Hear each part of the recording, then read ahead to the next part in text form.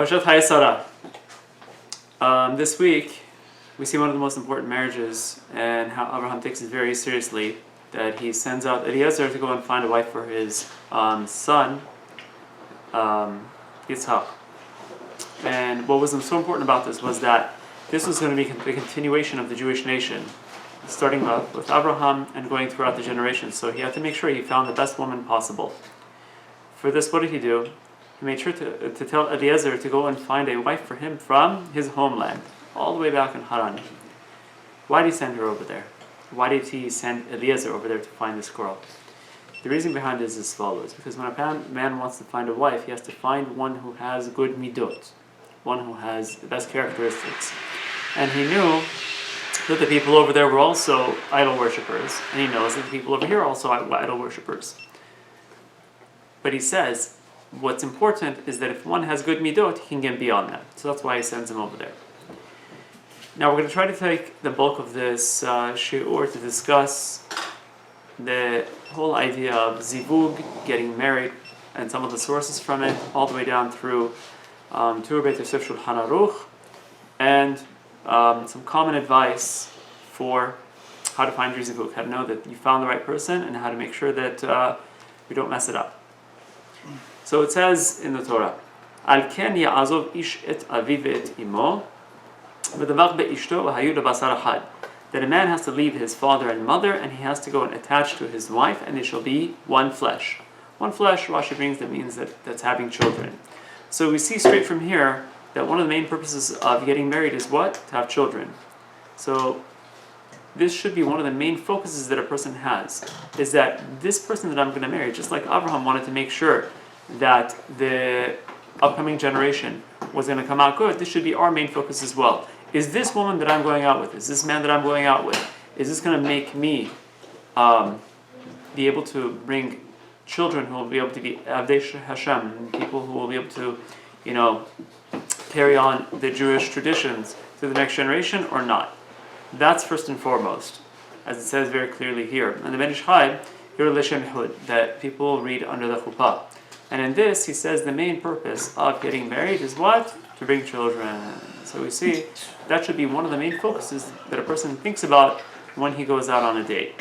Now, it says over here in Chazal say that a person who does not get married, he is living in ignorance of what is meant by the words good, help, blessing, peace, and joy, and expiation of sin. And he is not even considered as somebody who can be called man. The title of man doesn't apply to this person. Now let's look at these things again. Good, he doesn't know what good is. That means that when a person is married, he has good in his life. Help, he has a help in his life. Blessing, he has blessing in his life. Peace, he has peace in his life. Joy, he has joy in his life. And expiation of sin, that his sins are able to be cleansed. So all these things, wonderful things, are given by the pill of marriage. So much so that the Torah brings, says, as it says in the Torah, it's not good for man to be alone. I'm going to go ahead and make a help to be against him, to be part of his life, to help him perfect himself. This is why the reason why Hashem made someone to be with him. And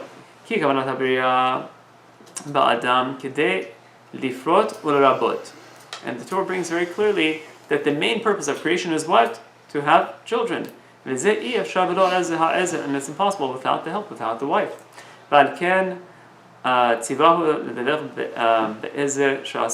why Hashem says, I want you to go and attach yourself to this ezer that I've made for you, the self that I've made for you. That a man is required to get married, that even in his old age, that if he has already had children, and heaven forbid his wife dies, he still has a mitzvah to get married again and to procreate. And we know that it's also brought in Shulchan Aruch that a person is not allowed to marry a woman who is not capable of bringing children. That he needs to marry someone that is capable of bringing children. If he already knows previously that she's not capable, that he's not allowed to marry her, assuming that he hasn't already fulfilled the mitzvah of Reviyah. Shekol mi she'en oser b'fei arvia, anybody who doesn't bring children into this world, ki'ilu shofech damim. It's as if he is spilling blood. Shofech dam ha'adam, v'samich le v'atem peru urvu. So it brings the Pesukim that prove this point. Uchilu mema'et ha'demut, and it's as if he is making Hashem's presence in this world smaller. Ki b'tzelem Elokim asa et ha'adam v'atem peru urvu, because Hashem made man in his image, and if we do not procreate, then his image becomes diminished. Ve'gorem le'shechina she'tiztelech mi'Yisrael, and this person causes the Shechina to leave the Jews.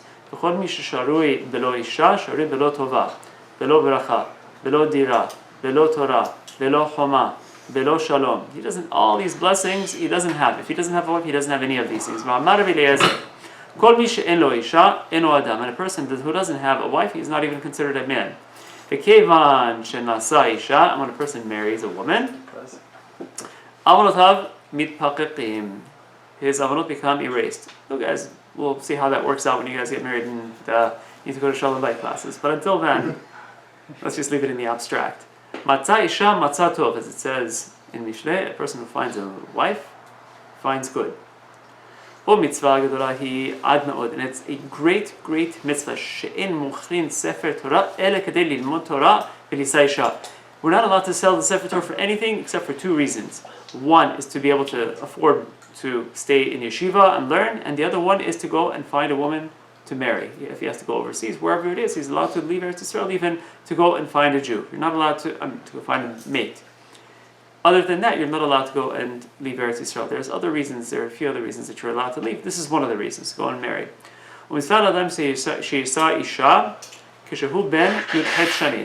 And a person should get married by 18.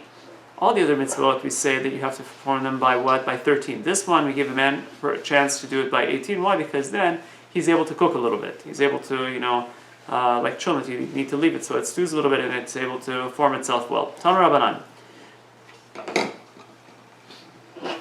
A person who marries off his children, whenever they reach the appropriate age, Allah katuv omer, v'yadata ki shalom ohalecha. You shall know that there will be peace in your tent. But if a person marries even at the age of 13, it's a mitzvah menamchad. So okay, I know this is not really practical these days. People don't get married at 13, much less even 18. A few people do this in Eretz Yisrael. But the idea is that the sooner a person gets to this point, the better.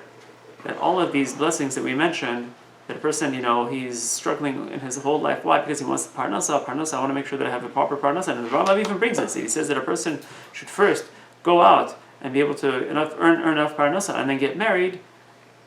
Then get married. Not do it the opposite way. First get married and do that. But in these days, it's very difficult for a person to even own a house. It's become so difficult. It's become so far beyond our reach.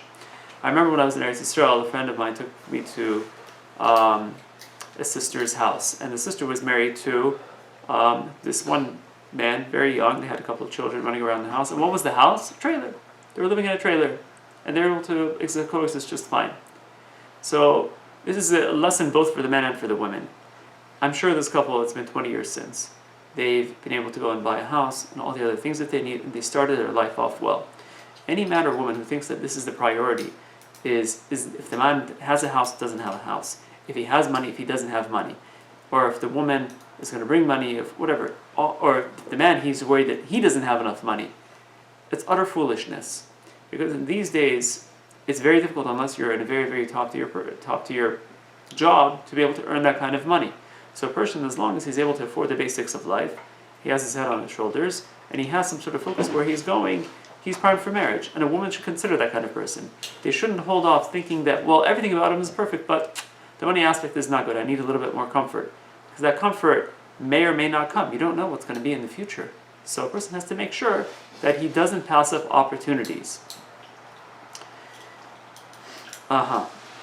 So it continues and says like this. Omer HaKadosh Baruch Hu, a person who doesn't get married by the age of 20. It's a little bit. When they're 16.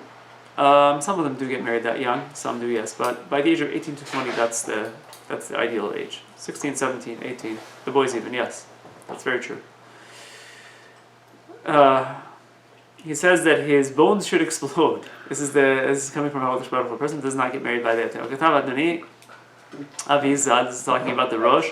Ravaksha Avar Alav Kaf Shana, a single person who does not get married by the age of 20, the Ino Rotze Lisa, and he doesn't want to get married, Beitin Kofinato, that the Beitin comes and forces him. Now these days, unfortunately, this system is a little bit opposite, that the guy wants to get married, but the girls aren't ready. Or sometimes the guy wants to get married, but he doesn't know what he's looking for.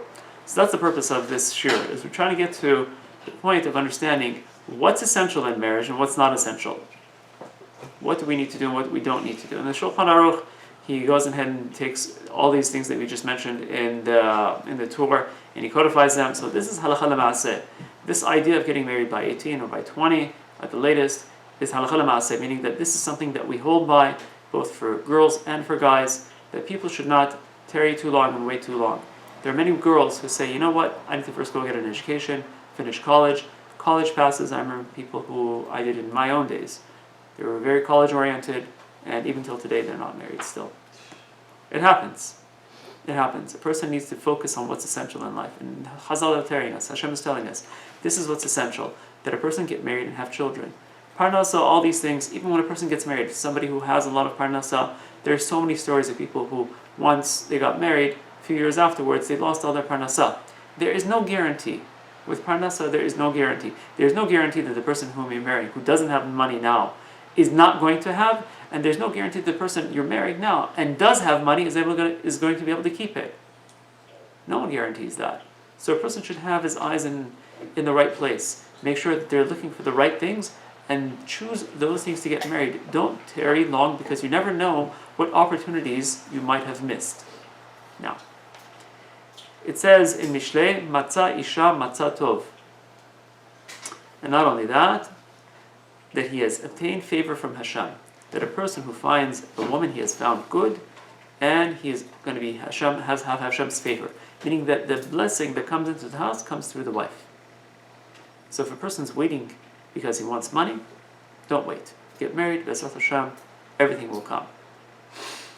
Where does this concept of zivug or besheret come from? Besheret, I guess, it's a Yiddish word. It means that you find your soulmate. In English, in layman's terms, soulmate, the one that was preordained for you. Where does this come from? Where does this idea of zivug and besheret come from? It says in Gemara Sotah that 40 days before the fetus is formed, what happens? There's a voice in heaven that announces, this one will marry that one. It comes and says, which boy neshama will marry which girl neshama. That's what it says in the Gemara. And the Gemara on that same daf, also it's brought in Midrash Bereshit Rabbah, discusses the same idea. And it says that since the creation of the world, what has Hashem been doing? He's been making matches. He's doing zivugim. He's a matchmaker. Part of the day he spends making matches. Part of the day he spends learning Torah, and the part of the day he spends playing with the Leviathan. Whatever those mean, we'll leave those aside. But part of the day, meaning that if this is one of the three things that Hashem is spending his time on, it must be extremely important for him to be doing this. There's plenty of things going on in the world that he needs to deal with, but he's taking a great deal of time to do this. Then you should understand that a person, he has a help upstairs. If he puts forth his efforts, B'ezras Hashem, those things will come down. We also have a halakha that's brought in Shulchan Aruch, and it's also the origin is Morat Latam, that says that a man can go ahead and get married on Hol HaMoed. He can go ahead and get married on Hol HaMoed. Why? Because it's possible that if he doesn't go and propose to her, someone else will, and he's going to come and take the zivug. Meaning what? Don't tarry, don't let the opportunity pass. Because heaven forbid, if a person lets the opportunity pass, someone else can come and sneak in over there.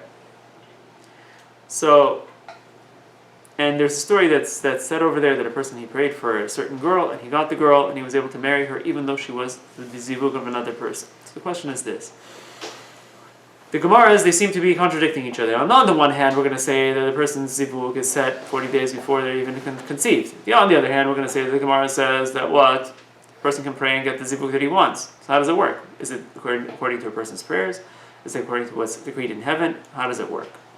There are many answers to this. I'm not going to go into many of them, or more than one or two of them. Very simply, one of the ways is this, that a person, he has his zivug until he is 20, and until after that it goes according to his masi. Another one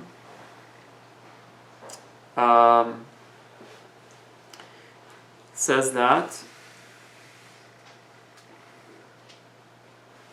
right, like Leah's prayer was able to change her zivug permanently, a person can come and pray and take away that person's zivug altogether if they pray. So this is the power of tefillah.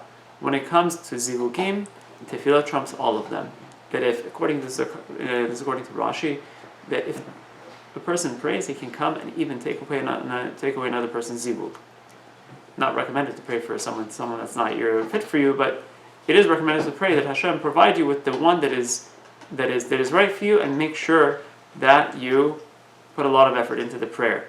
More than anything else, more than flying to New York and flying to Eretz Yisrael and flying to all sorts of other places, a person needs to make sure that he puts his efforts in his tefillah.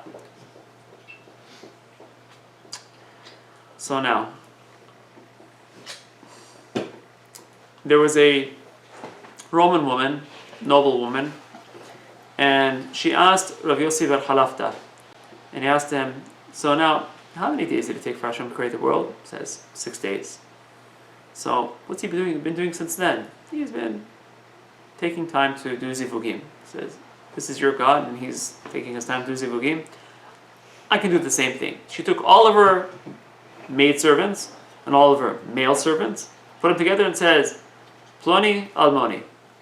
One by one, she said, you guys are married, sent them off. The next day they come back. What happens? This one's got a bruised nose. That one's got a broken leg. This one, has they're fighting. This one doesn't have money anymore. This one doesn't have any money anymore. There you go.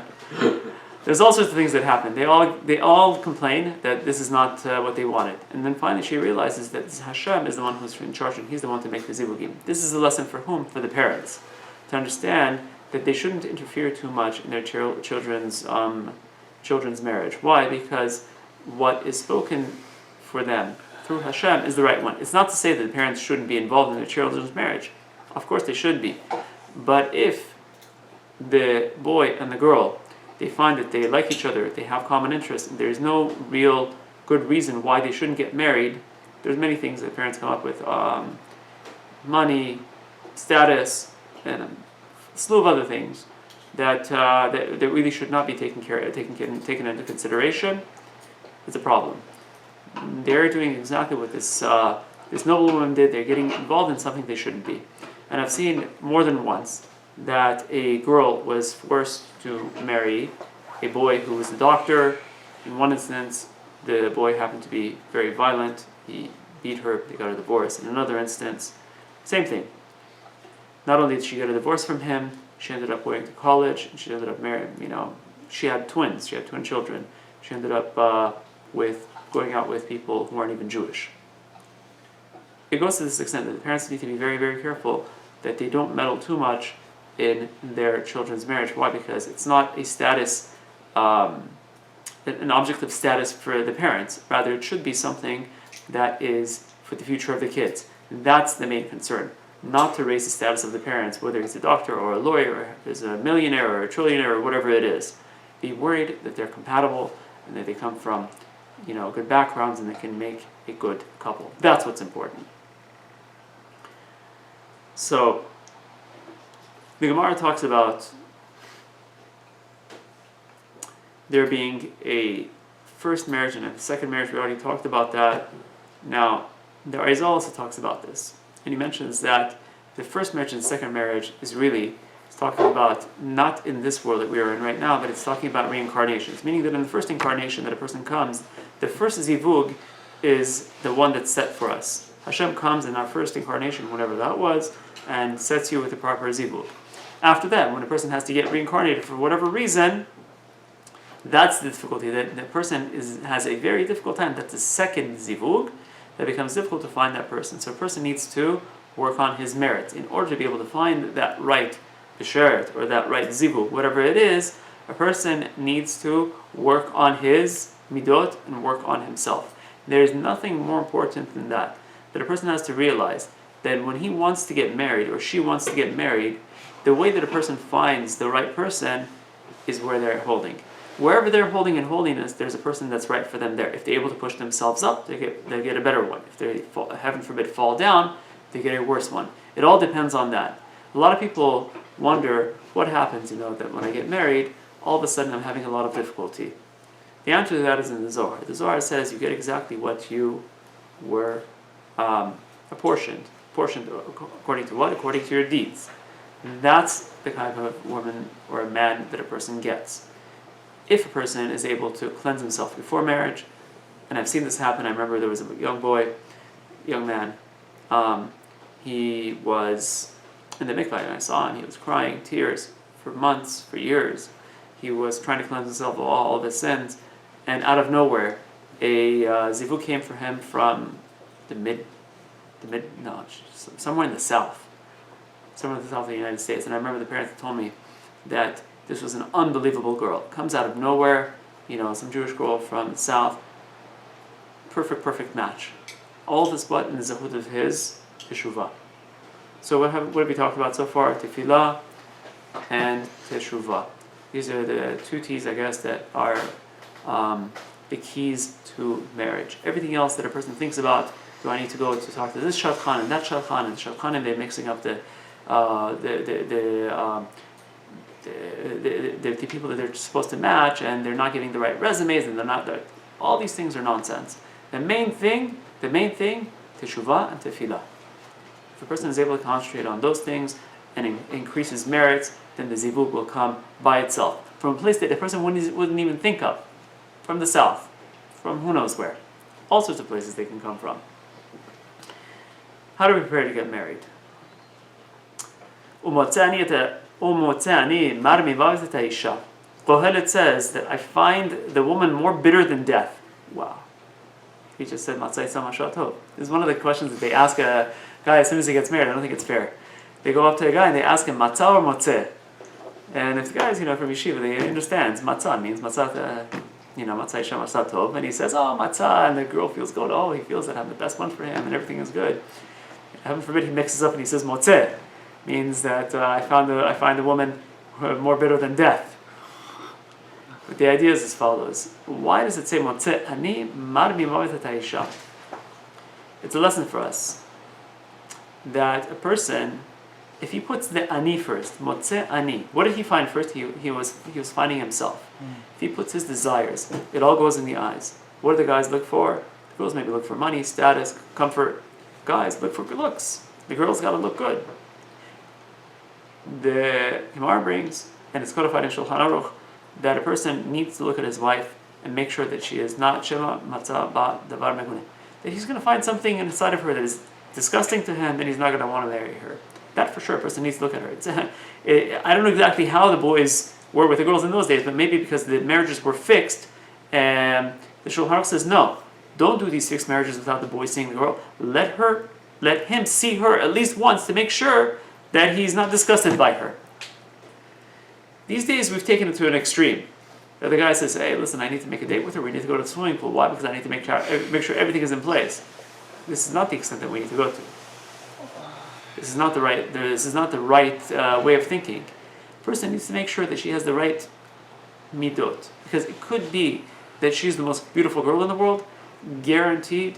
If she doesn't have the right midot, it'll be exactly as it says. Why? Because you put the ani first. You put the yourself first. Put your eyes first. What you want first. All those lusts and desires first. When that comes into play, then it becomes marmi mavet. Then it becomes more bitter than death. And I've seen this over and over again. That a person, he could have the most beautiful wife in the world. He doesn't even, the looks don't even come into consideration anymore. You have to realize, looks will only last a short while. Just like a person buys a new car, it's going to go out of style eventually. After the first child, second child, third child, the woman's not going to look that good.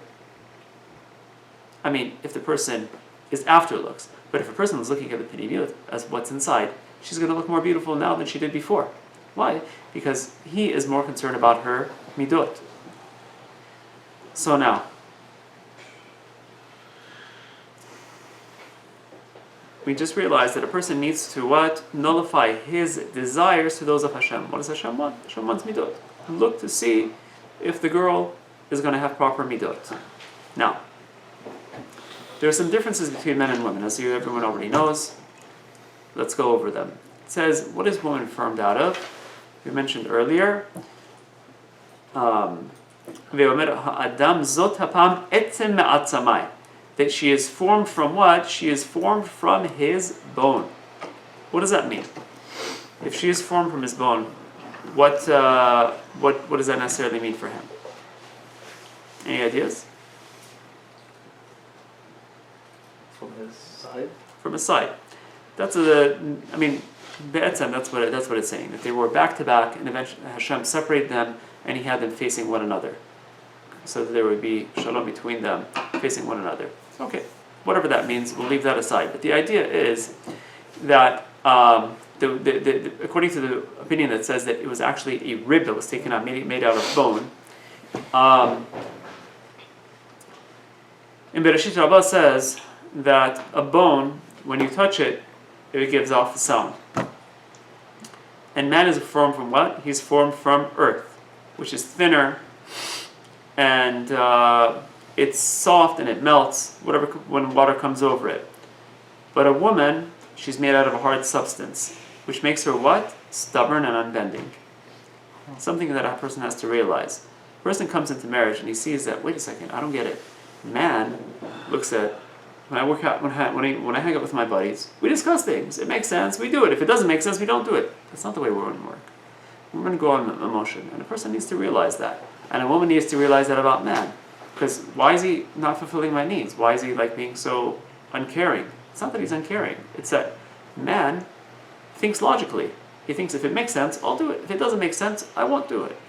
So these are two things that, this is one thing in essence. The difference between men and women. Both men and women need to know this before they go into a marriage, and to realize that there needs to be some sort of a give and take, and some sort of a compensation. That if there's communication, proper communication, that both needs can be met. But if each one is going to insist on their way, then we're going to have friction. So this is one of those things to keep in mind. Is this woman, or is this man that I'm going out with right now, is this person within the right framework, within the right mindset to get married? Do they understand that there's going to need to be compromise? Do they understand that there needs to be some sort of give and take in life? That I'm not going to get everything that I want, and you're not going to get everything that you want, but together we can try to fulfill each other's needs and make sure that we live a happy life. That needs to be something that's addressed. Now, the halachot of marriage. This is something important that most people need to learn before they get married. What are they? What does a man have to provide for his wife? He has to give her food. He has to give her money to go and spend. He has to give her clothing, lodge, a home. He has to provide her with marital rights. He has to provide a ketubah, whatever that is. Let's leave that aside for now. If she gets sick, he has to take care of her, make sure that he pays enough for whatever her medical needs are. If she gets taken captive, he has to ransom her.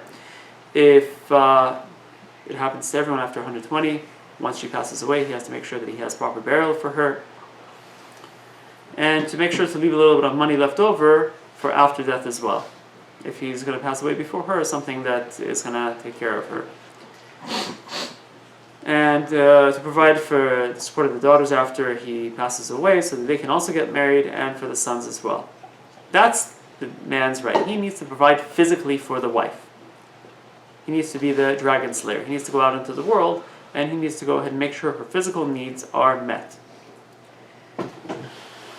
Now, what is it that she is, he's entitled from her? That if she makes money, it goes to him. I'm not sure exactly how that works in America with the laws these days. And if she finds something, that also goes to him. And he gets to use her property as long as he doesn't destroy it. And he gets to inherit her estate after death.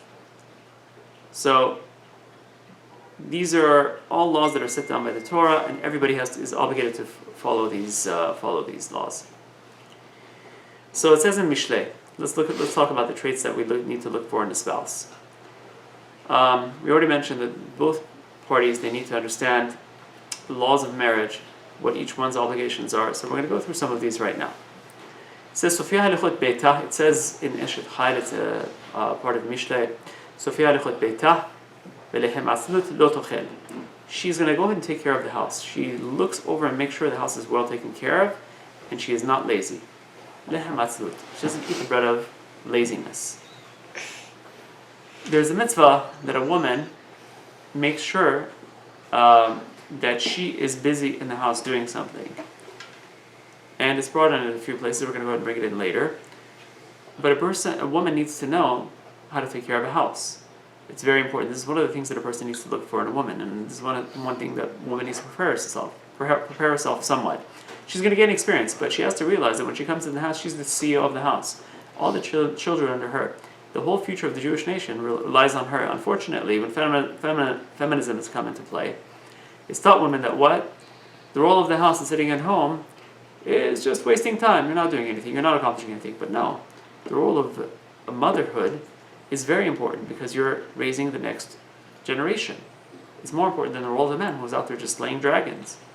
You're bringing up the next part of the Jewish nation. So it should not be taken lightly, and a woman needs to realize how to take care of the household and take care of the house. It doesn't mean that a woman can't work, and doesn't mean that the husband doesn't contribute to the house. But the main focus of the woman should be how the house is taken care of, because man is not naturally made for that. A woman is. And she needs to, hone in on those skills and make sure that she looks over everything to make sure that everything runs well in the house. Now, there's Midrash and Bereshit Rabbah that talks about this as well. It's very interesting. It says that a woman, she possesses more influence over the man than anything else. There was a man and a woman who were married. The man and the woman, they were both tzaddikim. For whatever reason, they get divorced.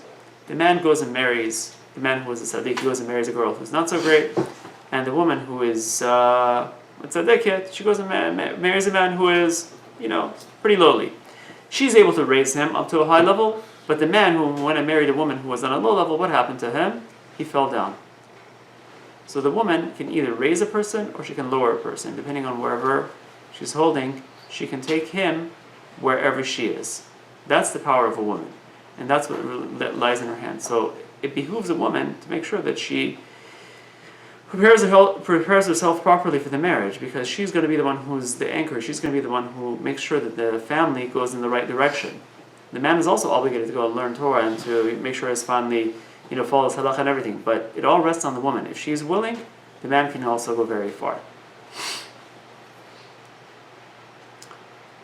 So these are some things I want to mention right now that are not mentioned at all, rarely mentioned in Shurim. A wife is required, according to the Gemara, and it's also brought in Shulchan Aruch, to do a few things for her husband. To pour his cup, to wash his face, hands and feet, to make his bed, and to stand before him to attend to his wishes as, getting a drink, rubbing oil on him, whatever these things are. I'm not sure if anybody really follows these laws. I know that the Christians, they have a custom where at the wedding ceremony, the woman washes the man's feet. I think they got it from this. However, as far as marriage goes, what's the point of all these? Yes. What's the point of all these things? Is it obligatory? Is it not obligatory? So the Yerushalmi says as follows. He says that this is an obligation that the women, they have to follow. Rashi says he's not sure that this is an obligation, but it's good for the men to do it. It's good for the woman to do it. For the husband, it's recommended. And the Rambam and Shulchan Aruch say no, that it's obligatory. It's brought in Shulchan Aruch, it's brought in the Rambam, that this is what they need to do. So what's the whole point of all this? The whole point is that the woman needs to make sure that the man feels like he is respected. It's brought, the Rambam codifies this, brought from the Gemara, that the woman needs to treat the husband like a king, and the man needs to first make sure that he shows her kavod more than himself, and he also needs to love her as himself. These are the responsibilities of a man towards a wife and a wife towards a man, and these are the ways that a woman can show her respect for the man. If a man comes to the house and he feels like a king, he's going to be able to do more. But if a man comes in the house and the woman is always fighting with him and putting him down, what's he going to feel like? He's going to feel like a nothing, and he's going to act like a nothing. He's not going to be able to achieve. So that's the job of a woman, to build the man, to make sure that he is able to, go out there and slay those dragons. And the man, when he comes home, he needs to make sure that he shows her as much respect as possible, even more than himself. And he also needs to show love towards her. How that works, B'ezrat Hashem, you'll get those ideas when you go through Chatan classes, but these are the ways that Chazal ask us to behave towards one another. Rabbi Yossi HaGalili, he goes and he marries his niece, his sister's daughter. And once he marries her, the girl, what does she do? She doesn't treat him the best. She asks for lentils, she makes him chicken. He asks for chicken, she makes him lentils. The whole time, whatever he asks for, she does the exact opposite. And she puts him down in front of his students. The whole time, all he's getting is nagama from her. Rabbi Lazar ben Azariah, he comes to visit the house one day, and he wants to sit down and eat lunch with him. So he asks Rabbi Yossi, he says, what do you have? He says, today we have lentils, because I asked my wife to make lentils. And what comes to the table? Chicken. He says, what happened here? Chicken, lentils. He says, it must be that she knew that you're coming, as such a distinguished guest was coming, that's why she made chicken. But that wasn't the case. Rabbi Lazar ben Azariah says, listen, I know what's going on here. She's not making your life easy. Why don't you just divorce her? Get her out of the house. He says, listen, she has a very high ketubah, I can't afford it. He says, on me, I'll take care of it. He gives him the money, he divorces her. He finds a good wife, and she goes and she marries the watchman of the city. They used to have guards in the city. She marries the guard. The guard, he goes blind, so he has no job. Not only that, the wife and the husband, they become poor. They're going out in the streets, begging people for money. Rav Yossi, even though this was his ex-wife, it's his family, it's his niece. Nonetheless, he takes care of the man, he takes care of the woman, provides a living for them, makes sure that they're taken care of. What's the lesson of the story? The woman, she can destroy the man, or she can make the man. It all depends on her. So choose wisely. And also for the woman, she needs to realize that power exists inside of her, that she can build a man or she can destroy him. This is something that's inculcated into kids who are born in southern states, in many different countries, in Israel, and other places. They inculcate that into the students. But unfortunately, and this may not be a very popular thing to say, feminism has come and destroyed this. The idea that some feminists have, there are many different forms, I studied this in college, whatever it is, there's many different forms of feminism, but a person has to be very careful to make sure that it doesn't overtake the Torah laws. Torah laws have their place, and women's rights have their place. Why are shidduchim so difficult? Rabbi Nachman says that a person has many different zivugim. One zivug could be that a person gets one phone call with the girl, she says no. Could be he gets a resume, and he says no. A zivug could be they go on 5 dates, it doesn't work out. 1 month, doesn't work out. Go up to the chuppah, it doesn't work out. Day of the wedding, he gets called off. Could be that a zivug, they get married, they stay for 5 years, have 2 kids, they get divorced. And it could be that they stay with each other until 120. Each of these is a zivug that a person has to go through. And each of them is a stage that a person has to go through until he gets to the next one and finishes tikkun until he's able to finally find that one woman that he's able to stay with. That's how Rabbi Nachman believes zivugim work. It says in the Gemara in Sanhedrin, Kashe lezavgam kikriyat yamsuf. To do a zivug is like kriyat yamsuf. Why? What in the world happened in Yamsuf? Yamsuf, the Jews were standing there, they want to cross. The Egyptians are following them. And Hashem says, split. So he says, why should I split? The angels are upstairs and saying, why are you going to go and destroy the Egyptians and let these ones live? The Egyptians, they do idol worship. The Jews, they do idol worship. They're no better than the other ones. So why should you save one and kill the other? Why should you let one survive? They don't deserve to live. They're idol worshippers, let them get their punishment. What does Hashem do? Hashem says, have you, and this is the Satan upstairs, he says to the Satan, have you seen my servant Eov? He's perfect in all his ways. He says, what?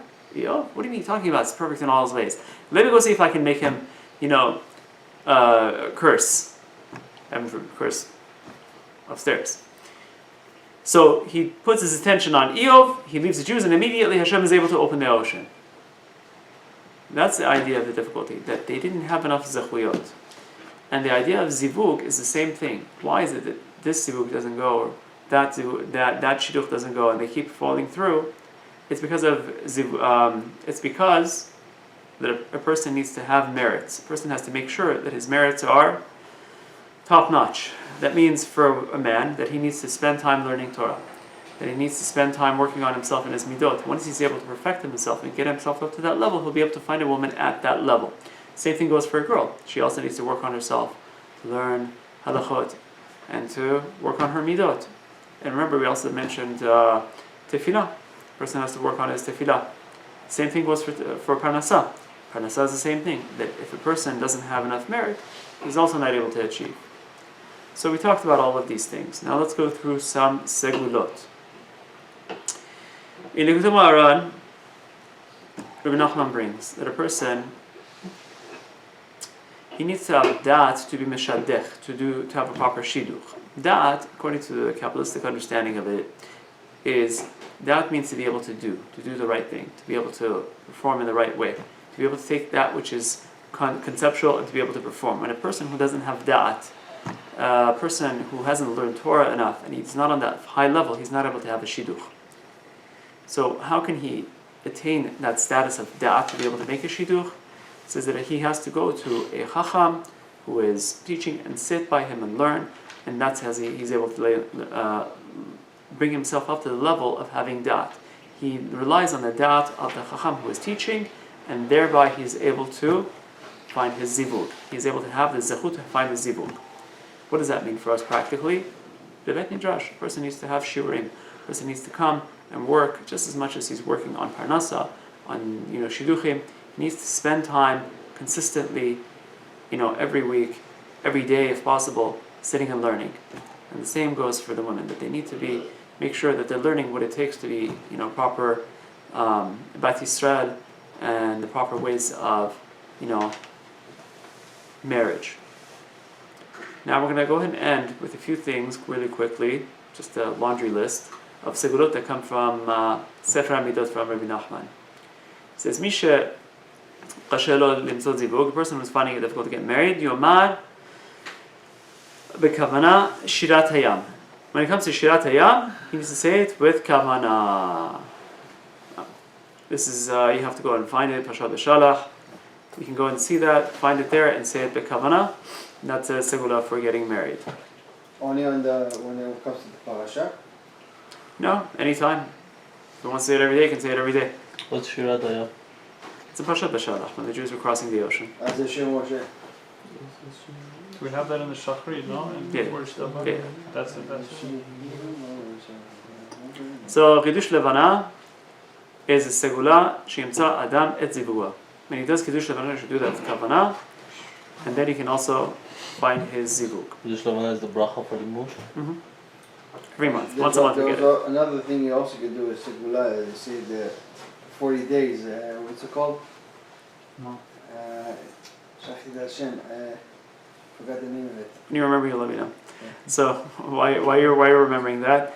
And a person who's having difficulty, Yagil et atzmo li'ro bekorbanot hanesiim. The korbanot of nesiim, you should go ahead and read those. We do that during Pesach. You should go ahead and read those. That's another segula.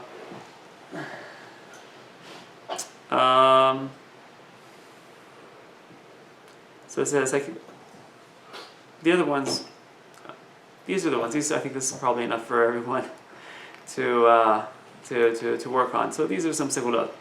So we talked about, let's just round up really quick some of the things that we talked about. We talked about tefillah, we talked about teshuvah, we talked about working on our merits, we talked about learning Torah, and we talked about some of these segulot. All in all, the zivug that a person gets, it's not in our hands. As we mentioned, it's all in Hashem's hands. Let's leave with a couple of stories. The one I was just thinking was... Yeah, what's the segula? You know the Perek Shira? Perek Shira. That's the 40 one that days. says 40 days. Yeah. Any step that a person takes towards Hashem, it's a help. Another segula that I worked on with a few other people and it actually worked. There's also Praying for one another. By Nachman also. Yeah? Yeah. There's a few. There was more. I didn't bring all of them right now. But another way that a person can do it, women can gather the names of a few of their close friends, 9 of their close friends, group of 10, and everyone prays for everyone on that list to get married. Right. Guys, you can do the same thing.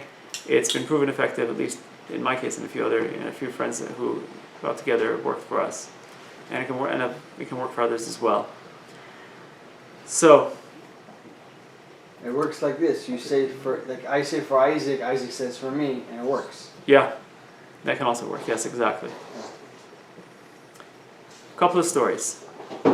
There was a girl who went to Mordechai Eliyahu in Eretz Yisrael, and she said, I want to find my zivuk. What should I do?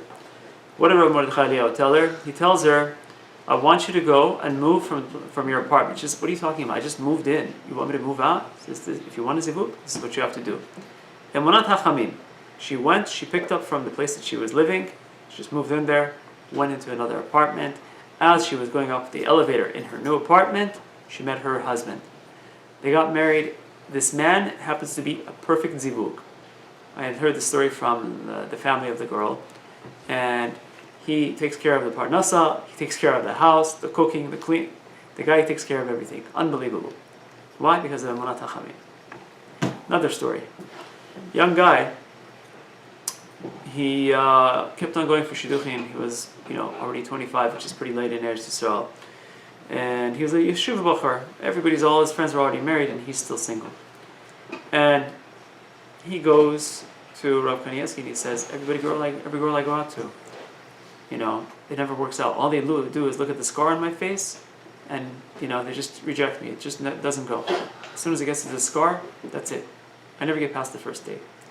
So Rav Kanievsky says to him, next date you go out on, I want you to make sure that you tell the girl the story behind the scar. Okay, the Rav said. Takes another couple of months, and finally gets a shidduch, and he's reading the resume and it says she's beautiful. He says, oh my gosh, she's beautiful. She's not going to go for me. I need somebody who's average or below average. If not, some stunning girl's not going to go for me. So the whole time he's just praying, Hashem, please make sure that she's not, beautiful. If she is, what's going to be with me? So he goes in and she finds out, wow, she's stunning. She's even more beautiful than they express. So he has his hopes dashed a little bit. He sits down with her. They're talking, conversation's going nicely. And he tells her, you're probably wondering about the scar. She says, yes, I'm actually wondering about the scar. He tells her, Rav Kanievsky told me to tell you about the scar, the story behind it, so I'm going to go ahead and tell you. And he says that one day, when he was 20, he was coming out of the yeshiva, and he saw that this Arab is attacking this girl. He's trying to abduct her. And he jumped on the Arab and he started fighting with him. And the girl was able to escape and she ran away to safety. And as the Arab is getting up to leave, he takes out a knife and he slashes him in the face. Blood dripping, whatever. Magen David Adom comes, they take him to the hospital, they take care of him, but that scar stayed. He says, this is the story of the scar. And he looks up, as he was telling the story, he was looking down, he looks up and he sees that she's in tears. And he's wondering, what's going on? And she tells him, for years, I've been looking for this bachur that saved my life. And that's how they got married. Emunat Hachamim is one of these things, but again, there's a time for everything. It says in Gemara Barachot, at the end of Gemara Barachot, it says, everyone who tries to push the moment pushes back. If a person finds that it's difficult to find their zivug, and they haven't been able to find them yet, don't lose hope. There's a time for everything. And if a person tries to push the time, heaven forbid, the time can push back. Hashem should help everyone who is looking for their zivug to be able to find them easily, be able to find them soon, and to find the right one that they can have a house that is full of shalom, Torah, Gemilut Hasadim, and everything that is good under the sun. Amen. We have questions? Yeah, questions. You can leave it on. You can ask questions. Anybody who has questions. No guarantees of answers. Questions, comments? What's your opinion on name changing? Like I heard a story about a girl. She went to Rabbi Kanievsky and he advised her to change her name think people should do this, or it's not recommended, or it depends on what if the name. If is Rav really bad? Kanievsky changes the name, you should change the name. Yeah. I know of a case of a man who was having a lot of difficulties in his life. His daughter actually was married, got divorced, many different bad things that were happening to him in his life. And he went to Rav Kanievsky, and Rav Kanievsky told him to change his name. Why? Because his name was the name of a Russia. I'm not going to mention what the name was, but he says, so he changed his name and his life changed. His mazal changed. So people who have a negative name, yes, they can change it, but only a Hakam can change it. And with all due respect to all the Rabbanim, name changing is not an easy thing to do, and it should not be performed by people who are layman's Rabbanim, the Rabbanim of shuls and things like that. It has to be someone that is musmach and who has, shimush with gedolim, who can do that. If not, only gedolim should be able to do The this. first name or the last name? The first name. The first name they usually change. This is not an easy. And if you go to people who are doing easy name changes, stay away from them. Stay away from people like this. They cause more damage than they do good. You guys have to ask questions. Only if you have questions. Everyone's okay? All right. He has a question. He's okay. You're about to No, I was ask. gonna ask. He has. I was gonna ask from a Maybe someone's day watching. to day thing. Yeah. What should somebody do, or try to better himself? To try to better himself, learn. There's nothing else. Torah is Barati Yetzer Hara, Barati Torah Tavlin. Hashem created Yetzer Hara, and He created the Torah as an antidote. He has to learn the type of Torah that he loves the most, that is moshech, that it attaches to his heart and it grabs him so that he can pay attention when he's there. That's the best type of Torah that a person can learn. Right. Our tefillot and you do ishtalut. That's it. Tefillah, You do. Torah and Tefillah. Rabbi You Nachman do says two Ishtalut, things a person that's needs to concentrate on: Can't do Torah more and than that. Tefillah. What about let's say they offer you a date? Should you always take on dates no matter what? As As far as what do you mean? like let's say you're serious about getting married, right? And they offer you a girl. How much do you have to? Like, is it showing Hashem effort that you're like, okay, I'm gonna go out with whatever Hashem sends me. I'm just gonna go out with her, and I'm gonna just do my best. Or how Yeah. much did you get Yeah, into the checking and you know what I mean? Like how? Okay, so you know what? There was another part of the shiur that I didn't go Yeah, you through. want- Since you asked, I'll give you a long answer if that's okay. Yeah. This is the practical aspect of it. This Okay. is the practical laws of not laws. These are practical advice as to how to find the right goal, stick with her, and get married. So the first thing that a person needs to do before he even starts going out, he needs to know what's important in life. Usually, a yeshiva does a good job of teaching a person what's important. Unfortunately, I've heard that a lot of yeshiva bachers these days, what are they looking for? I want a girl who's a size 0, or someone who's a size 1. I don't want a girl who's this size. I want a girl to make sure that she doesn't have any pockmarks on her face. All sorts of nonsense. Before even asking what the girl is like, they ask about how she looks. So this is not the way it should be. What's important in life, and the person has to learn that he has to be willing to compromise. Don't expect perfection, because you're not perfect either. Regardless of how much a person has learned and wherever he's holding his life, we're not perfect either. We already talked about increasing your merit, working on yourself, learning Torah, doing a bit of chasadim. That's also something very good.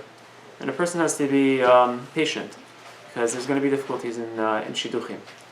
Has to be patient and make sure that he doesn't try to rush anything. And we talked about not looking too much at the physical aspects of the girl.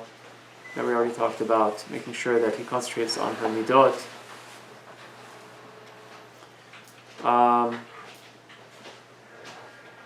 And you also need to look at the person where they are now and where they're going in the future. Because a lot of people who are chazer b'tshuvah, they have pasts that may not be the most glorious past. But what's important is to figure out if they've done proper teshuvah, where are they holding now? Is that consistent with what I want? And where are they going? We're planning on going in the future, and is that consistent with what I want? So these are two of the most important things, regardless of what happened in the past. Even if they did something good in the past, and if they fell, that's not a person that you want to be around. You need to be around someone who's a ben aliyah or bat aliyah, I guess, somebody who wants to go up. There must be a focus and a on a commitment to Torah. This is for both the girl and the boy. And they both have to have, the girl really doesn't, but the boy needs to have some regular time for learning. And she needs to be able to be supportive of that. She needs to be someone who wants that in a husband. And the woman needs to know, as you already mentioned, how to maintain a household, to be organized, to make sure she doesn't get frazzled with the difficulties of life. What to look for, questions to ask, how do you want to raise the kids, what kind of values do you have? Are they physically healthy, are they mentally healthy? Because you don't want to get married to somebody and heaven forbid later on find out they were unhealthy physically or mentally. These days it's very quite often that people are going out on shidduchim and they have mental issues. Mm-hmm. I know that a friend of mine, he went on a shidduch, and it surprised the life out of me that they have psychologists for people who are couples who are dating. Forget about couples who are married. They have psychologists for couples who are dating. And it turned out that eventually came to light that the girl had some sort of a psychological issue, psychological block, let's say. Mm-hmm. You need to know these things before you get married. So a person has to do this, due diligence. Just like you would go on, go into a business. You wouldn't go into a business deal without finding everything that you know. You need to also find whatever you need to know about the girl or the guy. Make sure they don't have any of these issues. Most important thing is to hang out with one another. See if you enjoy one another. If you enjoy one another's company, it's likely that that's also going to be true after you get married. What you see is what you get. Don't expect. I remember someone who was a layman trying to give advice, and he was saying, after you get married, it's going to get better. Don't ever expect that. What you see is basically what you get. You should realize that this is, obviously, there's going to be more comfort, there's going to be more things after you get married, but don't expect that there's going to be huge changes afterwards. And if you're comfortable with them right now and expect that things are going to become more comfortable, that's fantastic. Mm-hmm. And if a person wants to date, he should for sure know what he wants beforehand. That means what? Making a list of all the things that are important to him, long list, and then making a short list, meaning organizing it as far as what are the top 3 to 5 things that are deal breakers, and that's it. Everything else is negotiable. So you need to know what's important to you. If you don't know, it's quite possible that a lot of good things, good girls or good guys that come by can get passed up for the wrong reasons. And this is something that unfortunately that we have to say. There should not be any physical contact during dating. Dating should be strictly, formal. In many circles, you don't have to say this, but some people do have to hear this, both of the men and the women. There's no concept of, we need to make sure that we're compatible physically. This concept is completely foreign to Judaism, and it's not something that should be done. And not only that, on a spiritual level, according to Kabbalah and things like that, it only causes difficulties and problems later on. You need to make sure that they are in places that are visible, that there is no inyan avihot, that they're never in close quarters with one another, where other people are not present. And this is something that should also be mentioned. Okay. That's it. Any other questions? Yeah, Doria Sharim, this thing people are talking about getting blood tests to make sure there's no... It's more common amongst Ashkenazim and Persians. There are certain sicknesses that are more common. They have this done, yes. Right. So you recommend getting that blood test with... It's not my recommendation. I think the Gedolim have given their approval of this. So it's not mine to say. Okay, but it's for Sephardim too, not just Ashkenazim. Certain Sephardim, yes. Okay. Certain Sephardim, yes. But yeah. Cool. Thank you very much. Thank you, everyone. Chazal Baruch.